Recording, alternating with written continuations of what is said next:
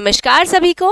आज हम करेंगे class 11th chapter number 1 sets.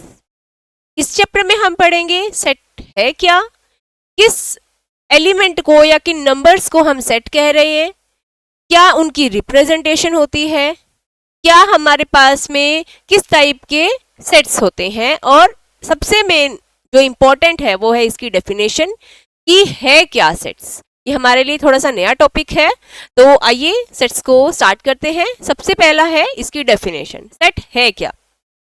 Set क्या होता है?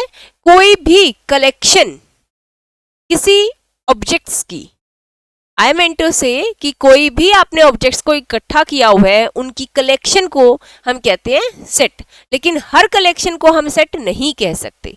Collection of object should be well defined. क्या होना चाहिए? Well defined. तो जो हमारा चैप्टर नंबर 1 है सेट्स, इसकी डेफिनेशन है a well defined collection of objects। अगर आपके एग्जाम में पूछा जाता है व्हाट इज अ सेट, तो set is what? It is a well defined collection of objects. ये एक वेल डिफाइंड कलेक्शन है। वेल डिफाइंड का मतलब होता है कि जिसको आप डिफाइन करो या जिसके बारे में आप बात करो तो सभी के दिमाग में एक ही इमेज बने। फॉर एग्जाम्पल, मैंने कहा कि I have brought 2 NCERT books of class +1। तो आपके दिमाग में +1 क्लास की जो NCERT बुक है वही इमेज आएगी। ऐसा नहीं होगा कि आपके दिमाग में कोई और SS की बुक्स आ गई या साइंस की बुक्स आ गई, ऐसा नहीं होगा। हमने अगर NCERT का नाम लिया है तो आपके पास में NCERT ही आएगा दिमाग में। ठीक है, चलिए देखते हैं। A well defined set is clear। Clear मतलब बिल्कुल उसकी इमेज क्लियर होनी चाहिए। नाम लिया, नाम लेते ही हमारे दिमाग में उसकी इमेज बन जानी चाहिए। जैसे कि हम बात करते हैं नेचुरल नंबर की। नेचुरल नंबर जैसे ही हम वर्ड यूज करते हैं हमारे दिमाग में आ जाता है कि 1 2 3 4 ये सब इन्हीं नंबर्स के बारे में बात कर रहे हैं, इंटीजर्स की। तो उसमें हमारे दिमाग में क्लिक होता है कि नेगेटिव नंबर भी होंगे, जीरो भी होगा और पॉजिटिव नंबर्स भी होंगे। Specific and objective. Everyone can agree on whether an element belongs to it or not। Everyone agrees मतलब ऐसा नहीं है कि मैंने कहा कि I bought 1 kg मैंगोज, तो मैं मैंगो लेके आई हूँ। ये मेरे दिमाग में जा रहा है कि मैं किस टाइप के मैंगो लेके आई हूँ, क्योंकि अलग अलग मैंगो आते हैं ना मार्केट में। तो मैंने टाइप को डिफाइन नहीं किया कि मैं कैसे मैंगो लेके आ रही हूँ, रो लेके आ रही हूँ या फिर उनको बिल्कुल अच्छा लेके आ रही हूँ, येलो कलर का लेके आई हूँ, ग्रीन कलर का लेके आई, दैट डिपेंड्स। तो वो अलग अलग पर्सन के लिए अलग अलग इमेज बनेगी। लेकिन अगर मैंने कहा कि सेट ऑफ होल नंबर लेना है, तो सेट ऑफ होल नंबर लेना है तो हमारे दिमाग में एक ही इमेज आ गई, 0 1 2 3 4 जितने भी नंबर लेने हैं ले लो। लेकिन नेगेटिव नंबर्स नहीं आएंगे और ऐसे नंबर होंगे जैसे 0 फिर 1 फिर 2 फिर 3 फिर 4, ये सभी नंबर्स आ जाएंगे। इसमें फ्रैक्शंस भी नहीं होंगे। तो हमारे दिमाग में उन नंबर्स की एक क्लियर इमेज है कि हम इसकी बात कर रहे हैं। ठीक है, चलिए, ये क्लियर होना चाहिए, स्पेसिफिक होना चाहिए, ऑब्जेक्टिव होना चाहिए। मतलब हर एक के लिए ट्रू है ये बात, किसी के लिए भी अलग अलग नहीं होगा। ठीक है, जैसे हम अल्फाबेट्स की बात कर रहे हैं, अल्फाबेट्स की अगर मैं बात करूँ तो सबके लिए A to Z ही आएगा ना, ABCDEFGH till Z। तो ये सबके लिए ट्रू है। ऐसा नहीं है कि अल्फाबेट्स का नाम लिया तो मेरे दिमाग में 1 2 3 4 आ रहा है, ए अनार आ आम ये आ रहा है, ये नहीं होगा। अल्फाबेट्स का नाम लिया तो अल्फाबेट ही माइंड में जा रहे हैं। अगर हम बात करते हैं वर्णमाला की तो अलग से हमारे दिमाग में इमेज आने लगती है। अगर हम बात कर रहे हैं स्वर व्यंजन वगैरह इनकी, तो हमारे दिमाग में ना एक क्लियर इमेज आती है कि स्वर की बात की है, ए अनार आम ये सब इनकी बात कर रहे हैं। ठीक है, तो आपके दिमाग में जब एक नाम लेने से क्लियर इमेज बनती है वो बनता है एक सेट। ठीक है, हम इसके कुछ एग्जांपल्स कर लेते हैं। वेल डिफाइंड सेट, जो वेल डिफाइंड है, जैसे कि 1 to 10 नेचुरल नंबर्स यहां हम लिख लिए, 1 2 3 4 5 6 7 8 9 10, ये क्या बन गए? डिफाइंड है। आपको ये दे दिया गया कि मैंने एक बॉक्स लिया है, बॉक्स के अंदर मैंने स्लिप्स डाली हैं जिनके ऊपर मैंने 1 2 3 4 5 6 7 8 9 10 ये नंबर्स डाल दिए। ठीक है, नेक्स्ट है हमारे पास में वोवल्स इन इंग्लिश अल्फाबेट। सबको पता है वोवल्स क्या होते हैं, A E I O U, ये सभी वोवल्स हैं, सबके लिए ट्रू है ये। ऐसा नहीं होगा कि मेरे दिमाग में नहीं नहीं बी भी होता है शायद, डी भी होगा, नहीं ऐसा नहीं होगा। सबके लिए एक ही इमेज रहेगी कि ए ई आई ओ यू, सबके लिए यही आ रहा है। नेक्स्ट है 1 2 3 4 5, मैंने नंबर रख दिए 1 2 3 4 5, वेल डिफाइंड है कि 5 ही नंबर आ रहे हैं, 1 2 3 4 5, ठीक है। नेक्स्ट है x such that x is a prime number less than 10, ऐसे प्राइम नंबर जो 10 से लेस है, 2 3 5 7, आपके दिमाग में आ गया ना, प्राइम नंबर की बात की तो अच्छा वो जो खुद से डिवाइड होंगे और 1 से डिवाइड होंगे। कितने पूछे हैं? 10 से लेस होने चाहिए, तो अच्छा जी 2 3 5 7 चार ही नंबर हो सकते हैं, 8 और 9 तो लेंगे नहीं, ठीक है। Months of the year, months of the year क्या होंगे? जनवरी, फरवरी, मार्च, अप्रैल, मई, जून, जुलाई, अगस्त, सितंबर, अक्टूबर, नवंबर और दिसंबर, सबके लिए यही रहेगा ना, कोई ऐसा नहीं होगा कि जिसके लिए कुछ अलग से मंथ बने, सबके लिए यही है। संडे वनडे की अगर बात की जाएगी तो वो वीक्स ऑफ द डे हो जाएंगे, डेज ऑफ द वीक हो जाएंगे, सॉरी। तो जनवरी, फरवरी टिल दिसंबर, ये आपके दिमाग में क्लियर इमेज आ गई इसकी। X is a vowel in English alphabet, ये हमने कर लिया। X is an even natural number less than 20, even natural number, कौन से इवन नेचुरल नंबर? जो 20 से कम है। इवन नंबर्स की जब भी बात होती है तो हमारे दिमाग में क्या आता है? जो 2 से डिवाइड हो जाएंगे, ही आता है हमारे दिमाग में, जिनकी लास्ट डिजिट जो होगी वो 2 4 6 8 0 यही हो सकती है, ठीक है। यानी कि इवन नंबर होगा तो हमारे दिमाग में ये इमेजेस बनने लगी। अब इसने क्या कहा है, क्या कंडीशन लगा दी कि आपको 20 से कम लेने हैं, तो 2 4 6 8 10 12 14 16 18 और 20, इन 20 से कम लेने हैं तो 2 से 18 तक जो आए वो हमने लिख लिए, 2 से 18 तक सारे नंबर्स हमने लिख लिए। फिर उसके बाद में है not defined, not well defined set. Not well defined set क्या होगा? X is a beautiful, X such that X is a beautiful flower. Not well defined, अभी हमने कुछ एग्जांपल्स किए जो थे वेल डिफाइंड कलेक्शंस, ठीक है। वेल डिफाइंड मतलब एक ही इमेज बन रही थी, नाम लिया, नाम लेते ही आपके दिमाग में एक ही इमेज आ गई। अब नॉट वेल डिफाइंड कौन से होंगे? नॉट वेल डिफाइंड वो होंगे जिसकी अगर मैं नाम लूं, मैंने कहा कि ब्यूटीफुल फ्लावर्स हैं, तो ब्यूटीफुल फ्लावर मेरे लिए रोज है, किसी के लिए लोटस होगा, किसी के लिए जस्मिन होगा, किसी के लिए लिली होगा, तो वो डिपेंड करेगा, सबके अलग अलग ओपिनियंस होंगे उसमें। तो जो अलग अलग ओपिनियन होंगे, पर्सन टू पर्सन वेरी करेगा, वो well defined collection of objects नहीं होगा, मतलब वो सेट नहीं बनेगा, ठीक है। तो सेट होने के लिए सबसे जरूरी है एक ही इमेज होनी चाहिए सबके माइंड में, पर्सन टू पर्सन वो वेरी नहीं करना चाहिए। चलिए जी, नेक्स्ट है हमारे पास क्या बेसिस है वेल डिफाइन होने के और नॉट वेल डिफाइन होने के। ये मैंने थोड़ा सा इसको ब्रीफ में लाने की कोशिश की है, कर लेते हैं।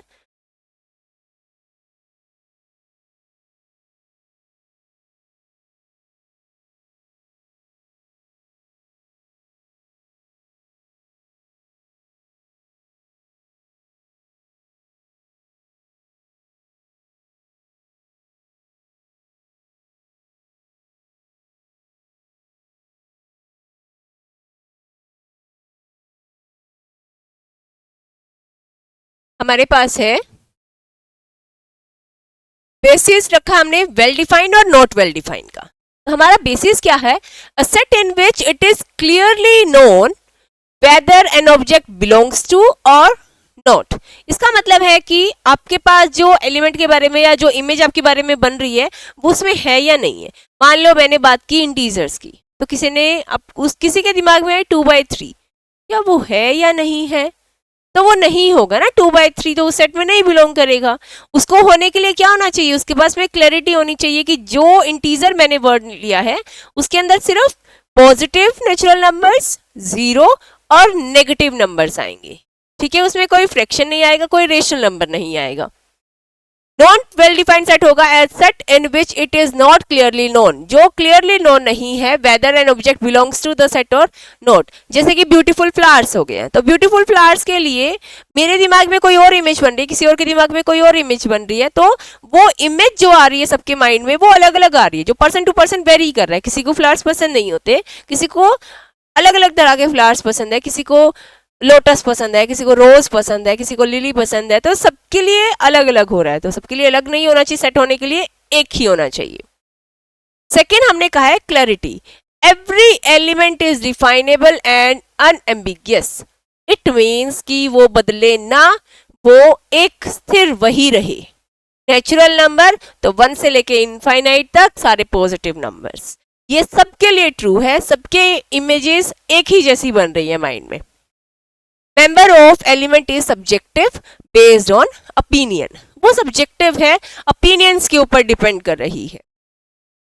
Dependence on opinion does not depend on personal opinion. Well defined जो होगा वो दूसरे ओपिनियन के ऊपर डिपेंड नहीं करेगा, ये मेरे लिए और किसी और के लिए या किसी स्टूडेंट के लिए वो सेम रहेगा, अलग अलग नहीं होगा वो। Everyone agrees on the element, हर कोई उसके ऊपर सेटिस्फैक्टरी जवाब देगा कि हाँ जी हम नेचुरल नंबर के बारे में बात कर रहे हैं, तो 1 to इनफाइनाइट ही हम बात कर रहे हैं।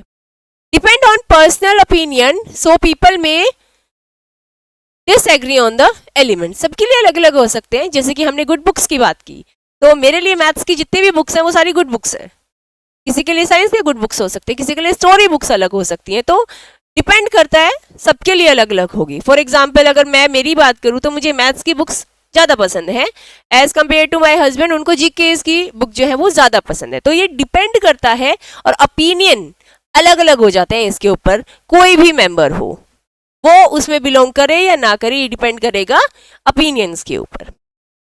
नेक्स्ट है एग्जाम्पल ले लेते हैं, जैसे हमने 1 2 3 4 5 रखा, यहाँ पे सेट ऑफ गुड सिंगर्स, तो मेरे लिए कोई और है, किसी और के लिए कुछ और हो सकता है।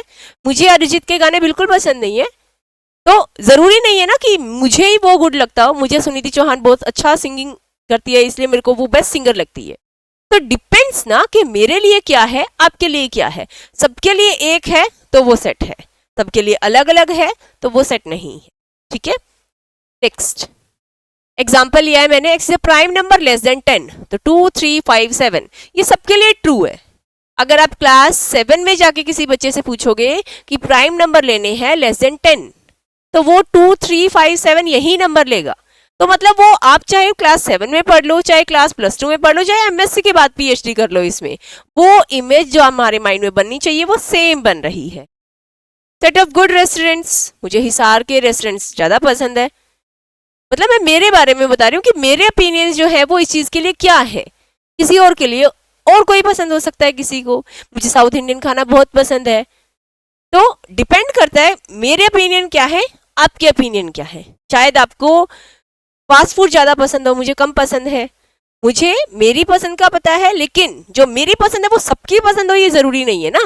तो अगर वो सबके लिए एक है, कॉमन है, तो वो वेल डिफाइंड सेट होगा, अदरवाइज नॉट वेल डिफाइंड।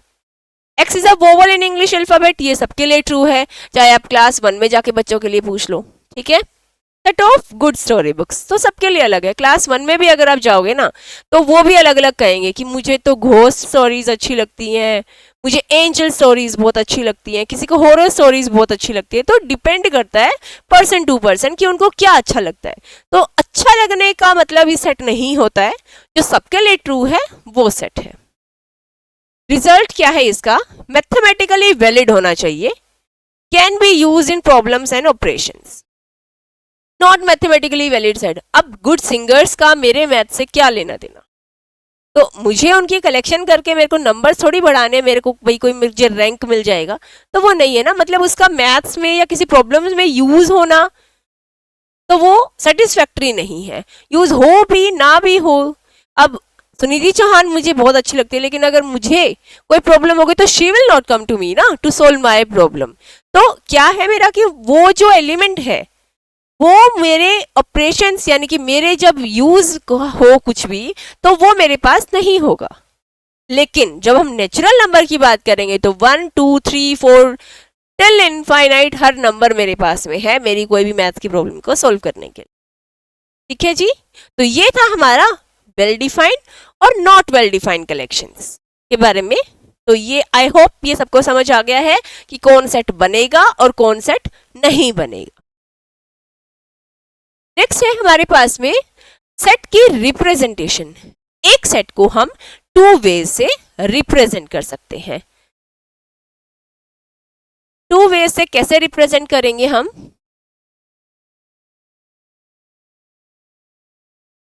सबसे पहला जो हमारा है वो है रोस्टर फॉर्म या टेबुलर फॉर्म। रोस्टर फॉर्म या टेबुलर फॉर्म।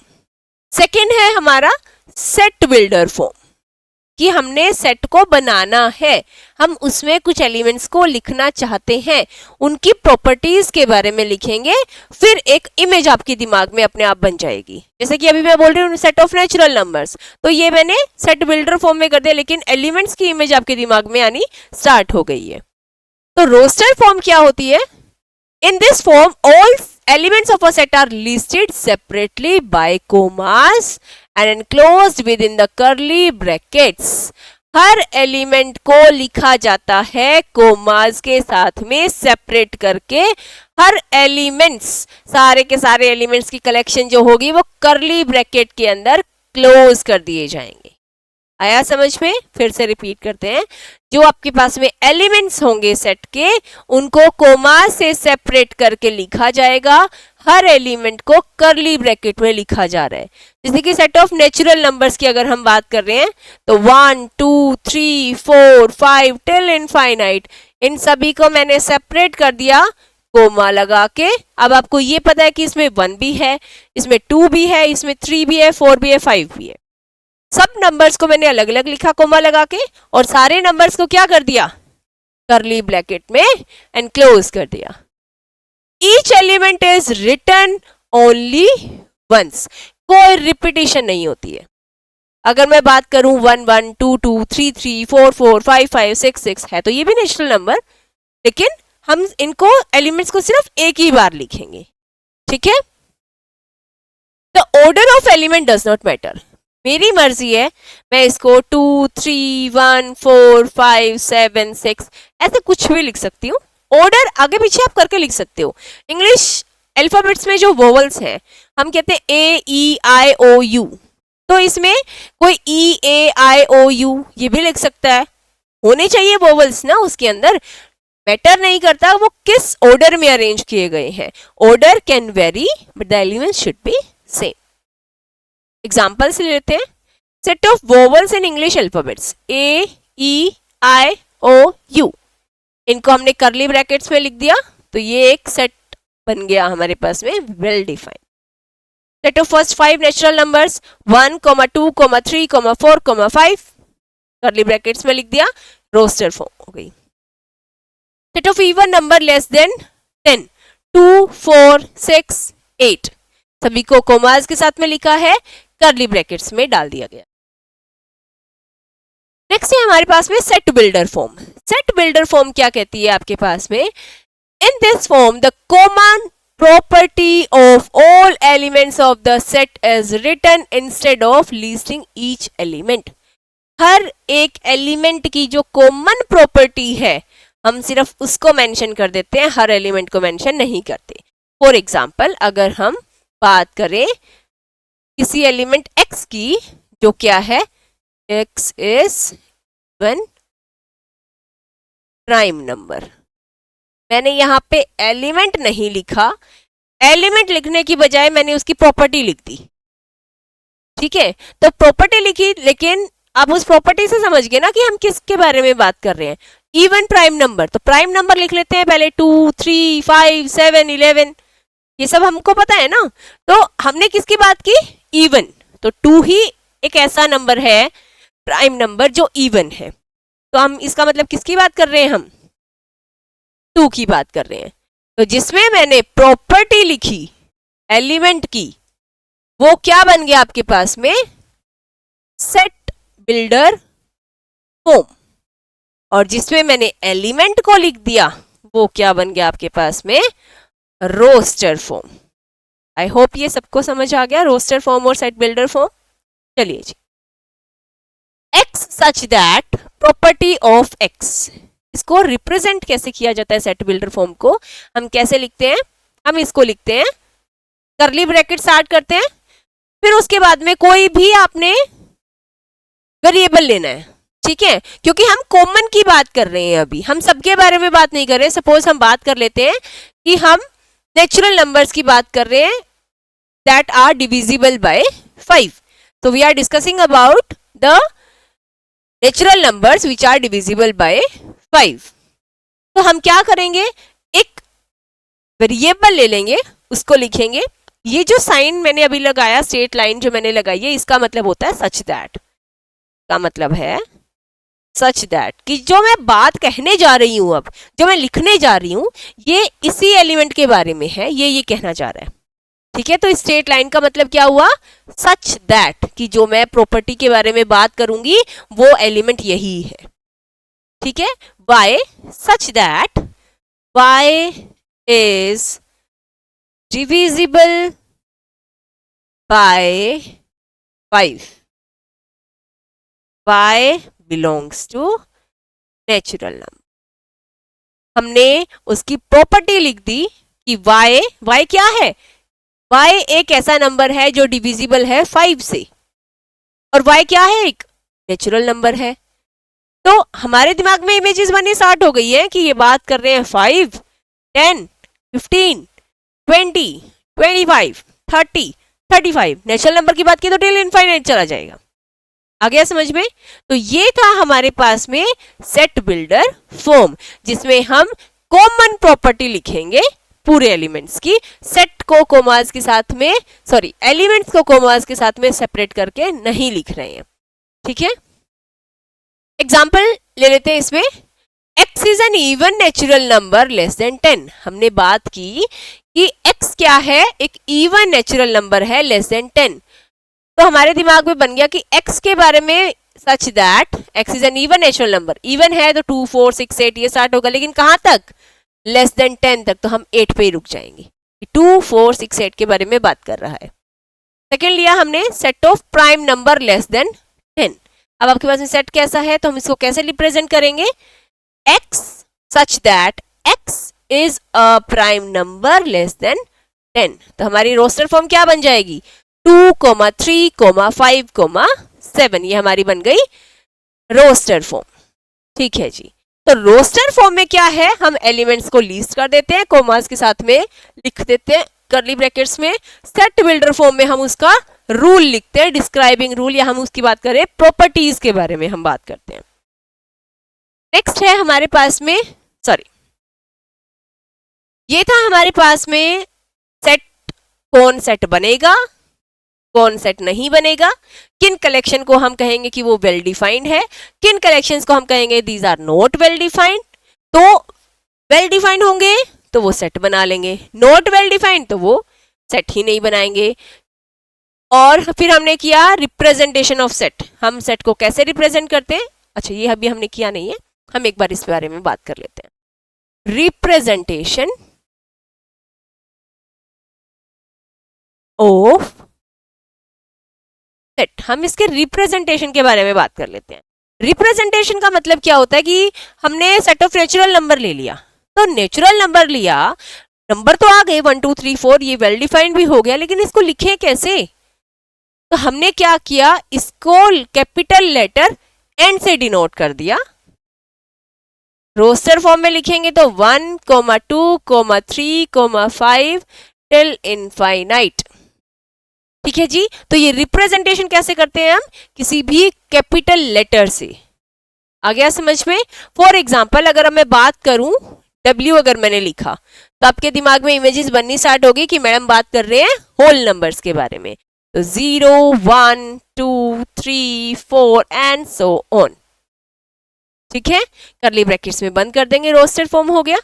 इंटीजर्स की बात करेंगे तो हम कौन सा लेटर यूज करते हैं, Z, ये होगा -3, -2, -1, 0, 1, 2, 3 and so on till infinite and from minus infinite. तो ये सभी नंबर्स क्या हो गए, इंटीजर्स बन गए हैं।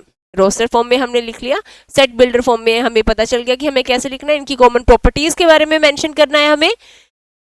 रिप्रेजेंटेशन का पता चला, रिप्रेजेंटेशन कैसे करनी है, कैपिटल लेटर से इसको हमें डिनोट करना है। फिर हम बात कर रहे हैं एलिमेंट्स के बारे में कि एलिमेंट्स होने चाहिए। एलिमेंट्स का हम बार बार वर्ड जो है वो यूज कर रहे हैं। एलिमेंट का मतलब होता है, जैसे आपने नेचुरल नंबर बोला, तो नेचुरल नंबर में ये जो 1 2 3 4 ये नंबर आ रहे हैं ना, इन नंबर्स को ही हम एलिमेंट बोल रहे हैं। ये जो नंबर आया 1 2 3 4, ये जो 1 है ये क्या है, एलिमेंट ऑफ सेट n।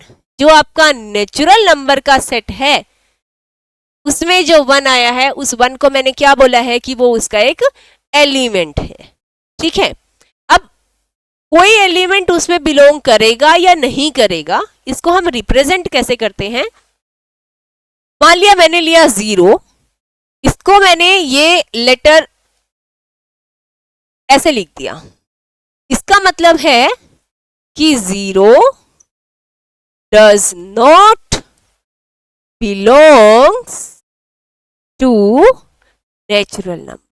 ये जो सिंबल मैंने यूज किया यहाँ पे ई लिख के उसको कट कर दिया, ये इसका मतलब है डज नॉट बिलोंग, कि वो उसमें नहीं जा रहा है।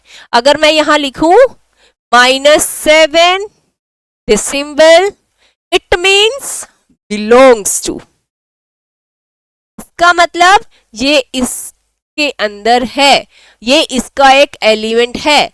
तो इस लेटर का मतलब है बिलोंग्स टू, इस लेटर का मतलब है डज नॉट बिलोंग्स टू।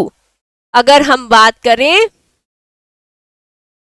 एक मैंने सेट लिया, set of even numbers less than 15। तो सबसे पहले मुझे सेट को कैसे रिप्रेजेंट करना है, आपको एक कैपिटल लेटर लेना है। मैंने कैपिटल लेटर ए ले लिया नाम लिखने के लिए, जो मैं ये सेट बनाऊंगी उसका।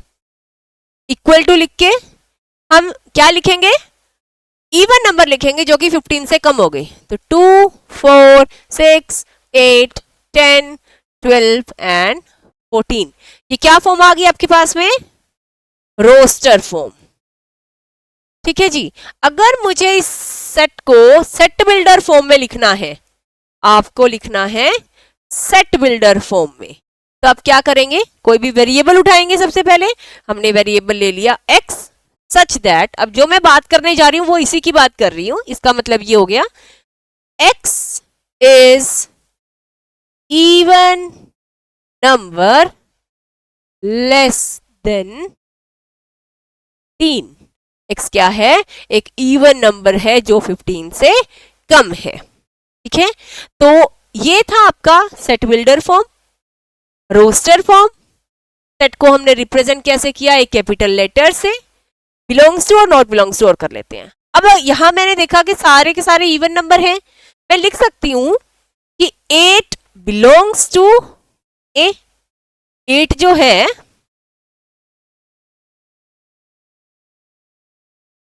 बिलोंग कर रहा है सेट ए से। ठीक है, ये वर्ड, ये जो सिंबल मैंने यूज किया इसका मतलब हो गया बिलोंग्स टू। अगर मैं लिखूं 7, तो क्या लिखेंगे, डज नॉट बिलोंग्स टू। ये सिंबल आपने बनाना है, इसको कट कर देना है, डज नॉट बिलोंग टू ए। तो ए में वो एलिमेंट नहीं है। ठीक है जी, जो ये 2 4 6 8 10 12 14 ये क्या है, elements of the given set, जिसके बारे में हम बात कर रहे हैं, ये उसके एलिमेंट्स है। तो ये था हमारा छोटा सा इंट्रोडक्शन इस चैप्टर के बारे में। आई होप ये आपको समझ आया होगा। Take care, thank you. Next class में हम आगे डिस्कस। Thank you.